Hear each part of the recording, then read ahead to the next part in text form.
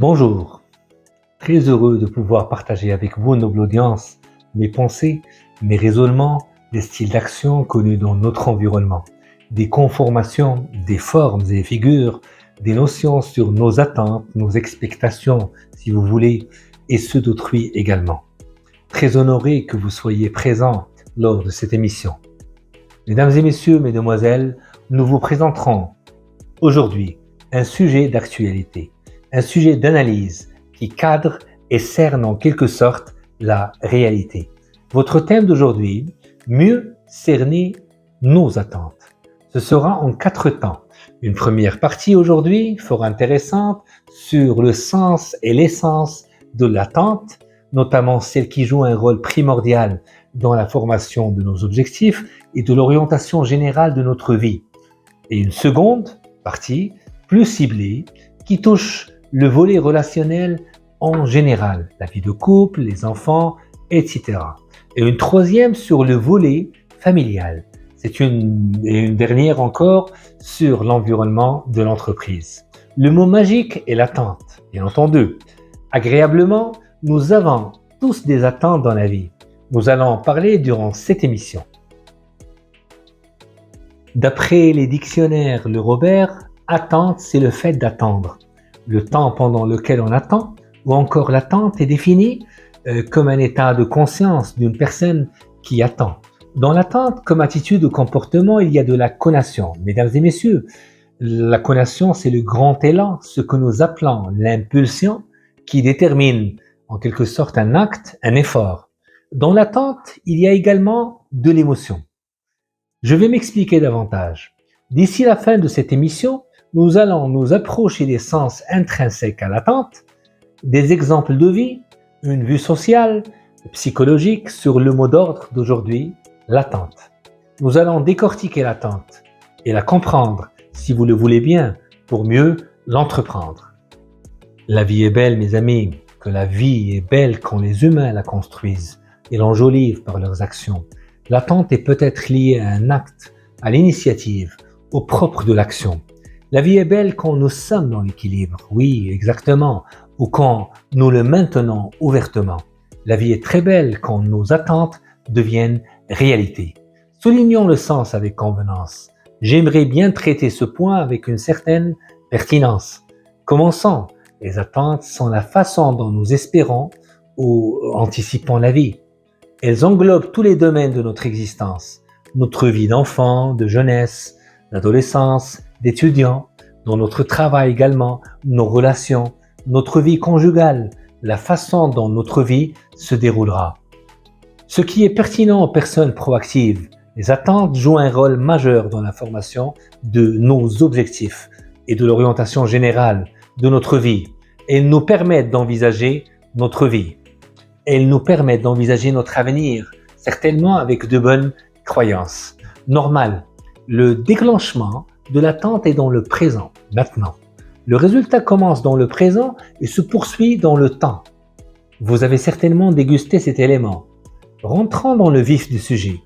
L'attente est, je dirais, légitime. Nous devons d'être dans l'attente pour initier ce qui se produirait. Vous avez compris le sens, certainement. Nous aurons toujours des attentes, mais nous pouvons les modérer.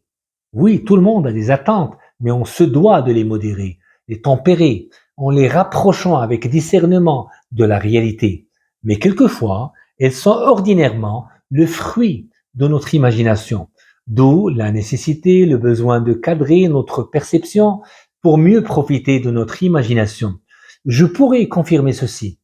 L'attente se gère, oui, mesdames et messieurs, mesdemoiselles, d'abord par un sourire et un dialogue interne qui permet aux bonnes attitudes de fleurir. Vous avez dégusté ce mot, hein? Dans le processus de l'attente, nous devons d'être dans l'aisance, dans l'émotion qui authentifie l'action. Nous devons donc concevoir que le bonheur et le bien-être peuvent se trouver dans des choses plus simples que nous ne l'imaginons, car elles sont directement liées à quoi exactement? À l'essentiel, car elles sont directement liées à l'essentiel. En relation avec la programmation neurolinguistique, générative, al-barmaja al-lughawiyya al-asabiyya, commençons par cerner notre état mental pour pouvoir cerner ce qui pourrait se produire, c'est-à-dire l'état mental composé de la pensée, de l'émotion et du comportement. Pensée, émotion et comportement. Soyons forts, oui, forts par notre pensée. L'attente se nourrit de ce que l'on pourrait percevoir. Un autre point qui est culminant, c'est clair. Ceux qui cernent leur attente sont dans l'impulsion ou l'animation. Ils sont dans le mouvement. Je m'explique, je le redis une deuxième fois. Ceux qui cernent leur attente sont dans l'impulsion, d'accord, ou l'animation. Ils sont dans le mouvement, ils sont dans l'action. Par contre, ceux qui ont de faibles attentes n'attendent point, n'attendent pas de rendement, n'y croient pas et ne cernent ou n'investissent donc pas. Du moins ne le font pas habilement, aisément ou même intelligemment. Il convient ici, chère audience, de rappeler ce que le terme attente signifie. Un état ou une qualité de l'attente de quelque chose qui est faisable ou susceptible de se produire. D'accord? Une devise encore de gagnant. Attendez modérément et œuvrez adroitement et prestement. Exactement. Selon les spécialistes en psychologie, les expectatives exagérées causent plus de la frustration. Elles apportent aussi de l'insécurité, de l'inquiétude, la crainte, l'anxiété et de la douleur. Pas d'attente nous rendrait encore sans objectif de vie ou de rêve. Une autre dimension, pas d'attente devient surprise. Vous avez cerné le mot. Lorsqu'un individu place trop d'attentes sur les choses ou les personnes, il court le risque d'être frustré, choqué, déçu ou découragé. C'est pourquoi il est important, voire intelligent, de trouver des limites lorsqu'il s'agit de créer des attentes. Le cadre de perception nous aide à voir plus clair, donc automatiquement, quant à nos attentes, questions-réponses, et nous nous attendons à des choses nouvelles. Une autre chose qui est pertinente, c'est ce tremplin du cadre négatif au positif qui nous guide vers l'attente, vers la solution. Une expectation, en psychologie, c'est le fait d'attendre quelque chose, c'est ça l'expectation. Vos attentes sont vos espoirs ou vos convictions que quelque chose va se passer ou que vous obtiendrez quelque chose que vous voulez. D'accord? En des termes personnels, si vous permettez, une attente est une croyance sur ce qui pourrait arriver dans le futur, comme votre attente de rester dans le futur, c'est-à-dire de rester proche de votre famille ou vos meilleurs collègues ou camarades toute votre vie. L'attente, c'est exactement cela, une question qui se pose sur mes attentes dans la vie. Sans beaucoup chercher, les attentes sont la façon dont nous espérons ou anticipons la vie. Elles englobent tous les domaines de notre vie. Nos études, nos travail, notre relation, la façon dont notre vie se déroulera. Elles jouent un rôle majeur dans la formation de nos objectifs et de l'orientation globale de notre vie. Vous avez cerné la chose, la phrase fine à dire, et elles nous permettent d'envisager notre avenir. De point de vue religieux, on va en parler, et croyance aussi subliminale. L'attente occupe une place très très importante dans toutes les religions connues par l'humanité. L'attente formule et permet l'espoir et dissipe le désespoir. Cette espérance, ce souhait incite à vivre, à résister. L'attente est ouverte, mesdames et messieurs, mesdemoiselles, grande, sollicitée, si elle est dirigée à Dieu. La subvention sublime est plus grande que l'attente elle-même. D'accord? La subvention. Dieu a dit dans le Coran, vous pouvez haïr une chose alors qu'elle est bonne pour vous, et aimer une chose alors qu'elle est mauvaise pour vous. Allah le sait, et vous le savez, et vous ne le savez pas. وعسى أن تكرهوا شيئا وهو خير لكم وعسى أن تحبوا شيئا وهو شر لكم والله يعلم وأنتم لا تعلمون. Sourate al-Baqarah. Le messager de Dieu, que les prières et la paix de Dieu soient sur lui, il a dit, comme l'affaire du croyant est étonnante, car il y a du bien dans toutes ces affaires, et cela n'est pour personne d'autre que le croyant. Si la bonne fortune lui arrive, il est reconnaissant. Si l'adversité lui tombe dessus, il est patient, et cela lui fait du bien, rapporté par Muslim. قال رسول الله صلى الله عليه وسلم عجبا لأمر المؤمن إن أمره كله له خير وله ليس ذلك لأحد إلا للمؤمن إن أصابته سراء شكر فكان خيرا له وإن أصابته ضراء صبر فكان خيرا له رواه مسلم. Le compris est fort, la confiance en Dieu, tawakkul Allah va avec l'attente. Je me fie à Dieu, c'est ça en langue française. Le sentiment de faire, de concevoir, de réaliser, d'accomplir ce vœu magique, il est initié par des pensées, oui, de bien faire, une envie de tout gagner, une attente de choses sublimes. Et c'est essentiel. بسم الله الرحمن الرحيم أولئك هم المؤمنون حقا لهم درجات عند ربهم ومغفرة ورزق كريم. هذه سورة الأنفال. Du coup, ceux-là sont en toute vérité les croyants, à eux des degrés élevés auprès de leur Dieu, ainsi qu'un pardon et une dotation généreuse. Telle est la traduction. Les croyants sont dans l'attente parce qu'ils croient en la donation de Dieu l'omniprésent. Un autre exemple fort pour ceux qui sont dignes de confiance avec leur Dieu seront dans des jardins de bonheur, des paradis de bonheur. Telle est la traduction littérale.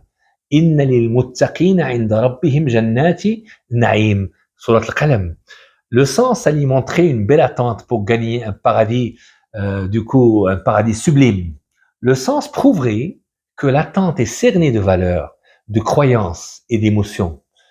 Et notre identité rassemblerait toutes choses que nous ferons pour, c'est-à-dire extraordinaire et apaisant en plus.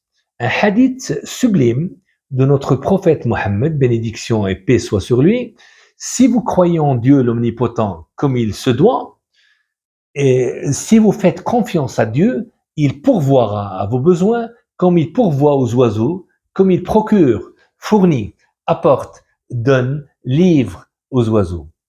التوكل على الله عن عمر رضي الله عنه قال سمعت رسول الله صلى الله عليه وسلم يقول يعني لو أنكم تتوكلون على الله حق توكله لرزقكم كما يرزق الطير تغدو خماصا وتروح بطانا. هذا رواه الترمذي كما كان في la traduction. C'est sublime ce volet religieux est tellement prenant et captivant que nous n'arrivons point à l'explorer en entier. Pourquoi l'attente est-elle importante dans la vie? C'est une question qui est pertinente. Un avis qui pourrait toucher le vôtre. Avoir des attentes est essentiel, car cela vous offrira un sentiment d'exécution, d'acte, je dirais de création, de production aussi, d'accomplissement. Cela vous donnera un objectif déterminant dans la vie lorsque vous le réaliserez.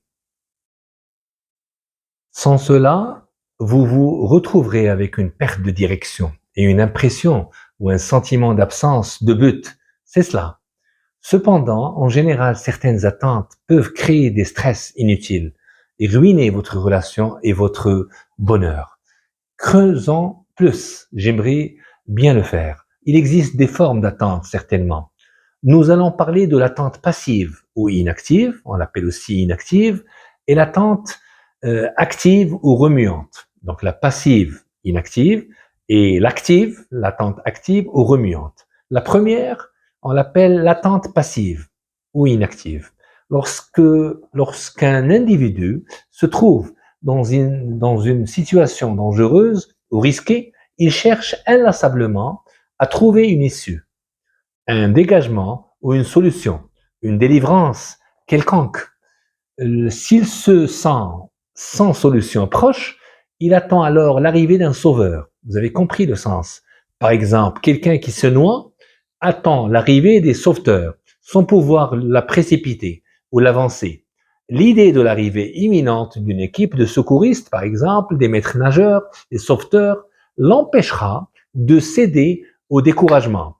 Et cette lueur d'espoir le poussera à bien résister, le rendra fort.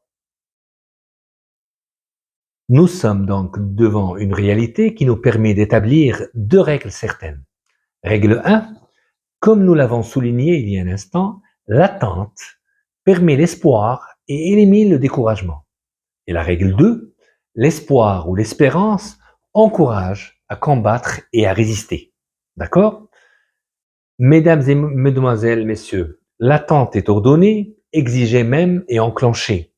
Le 2, il est très important, l'attente active ou remuante. Cette forme d'espérance peut être imaginée chez un individu qui cherche à se délivrer d'un mal, une maladie, un blocage, une poisse, un malaise si vous voulez, la nécessité, la pauvreté aussi comme exemple, ou à réaliser une ambition. Si vous comprenez un petit peu le sens, tout comme je voudrais vous le faire passer, c'est un désir, une appétence, par exemple, l'excellence dans les études, la réussite d'un projet, la réussite d'une entreprise, etc.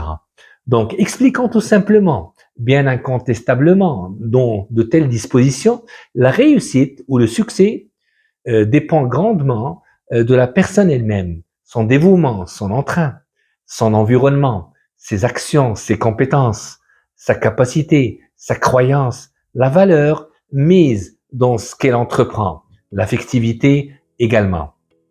Par exemple, un malade doit consulter un médecin et prendre des médicaments pour guérir vite. Vous avez compris. Doit se reposer pour avoir de l'immunité, pour se rétablir. Devrait être dans l'action pour permettre la solution. C'est ça l'attente active. C'est cela l'attente active ou remuante, comme on l'a appelé il y a un instant. Nota bene maintenant, une différence entre l'attente passive et l'attente active. Dans la première, l'individu ne peut faire preuve que de résistance et de solidité, alors que dans la seconde, il peut prendre part à la réalisation de l'objet, de son attente. Il peut être actionnaire dans l'objectif. Ainsi, en plus de l'espoir qu'il lui offre, l'attente active, elle implique à la fois résistance et action. Résistance et action, c'est ce que nous souhaitons tous, bien entendu, bien exécuter. L'attente agissante ou active est la source du changement, de la transmutation. L'attente entreprenante, tout comme j'aime si bien l'appeler, entreprenante, c'est ça, est semblable à la confiance que les croyants ont en Dieu. Ils attendent continuellement que le bon Dieu améliore leur situation. Ce comportement est non seulement sage, mais il est également digne et méritant. Comprenant cette analyse, Dieu l'omniprésent est capable de changer le cours de notre vie, changer le besoin ou l'indigence en aisance, par exemple, l'ignorance en connaissance également, la déficience en force. Permettez-moi de vous annoncer que Dieu intervient quand l'homme et la femme prennent l'initiative. Dieu intervient quand vous prenez l'initiative. L'homme et la femme ne doivent pas se contenter de simplement souhaiter un changement, il doit être déterminé. Le bon Dieu a dit dans le Coran, en vérité, Dieu ne change rien en un peuple tant qu'ils n'ont rien changé en eux-mêmes. Inna Allah la yughayyiru ma biqawmin hatta yughayyiru ma bi anfusihim. Wadih. Pour clore cette première partie, j'aimerais vous booster et chercher plus sur un concept, celui des dimensions de l'attente. Quelles sont les 3 attentes connues? Une petite question qui suscite réflexion. Une information qui m'a poussé à chercher plus, mesdames et messieurs, mesdemoiselles, et à déguster ce mot expectation. C'est les dimensions logiques ou cohérentes de l'attente. John Maxwell est un éminent auteur, conférencier qui a écrit de nombreux livres, principalement axés sur le leadership. John Calvin Maxwell partage les 3 dimensions de l'attente avec nous. Les attentes que nous avons de nous-mêmes, que nous avons des autres et que les autres ont de nous. Je répète, les attentes que nous avons de nous-mêmes, moi j'attends des choses de moi-même, que nous avons des autres et que les autres ont de nous. Je vais m'expliquer sur ce point. Les attentes que nous avons de nous-mêmes, les attentes envers soi-même, devraient être réalistes et nécessiteraient une amélioration de notre part. Produire et offrir aux autres dans l'attente de recevoir en retour, profitant tout simplement du plaisir, de la satisfaction qu'offrir peut gratifier. L'acceptation de vos besoins et d'en prendre soin, après des attentes stratégiques qui ont parcouru le processus de pensée chez vous, nous devons de passer à l'action. Nous devons d'être dans l'attente active. Nous devons de passer à l'action. Nous prenons attention et soin de nous et développons notre autonomie, si je puis dire, l'autonomie affective. Je nourris mon autonomie affective et je passe à l'action. J'ai choisi j'ai choisi en fait de prendre soin de moi. C'est un choix à diriger. Grosso modo, l'acceptation de nos besoins est nécessaire. Il faut qu'on les accepte. Je vous pousse à chercher plus sur ce point, avenant et à lire des ouvrages tels que celui-ci pour comprendre et entreprendre le sens. Je vous dis à très très bientôt, chère audience. Visualisez notre deuxième partie sur l'impact de l'attente dans les relations et en entreprise. À la prochaine si vous le voulez bien. Zouhair Jelloul Cherti.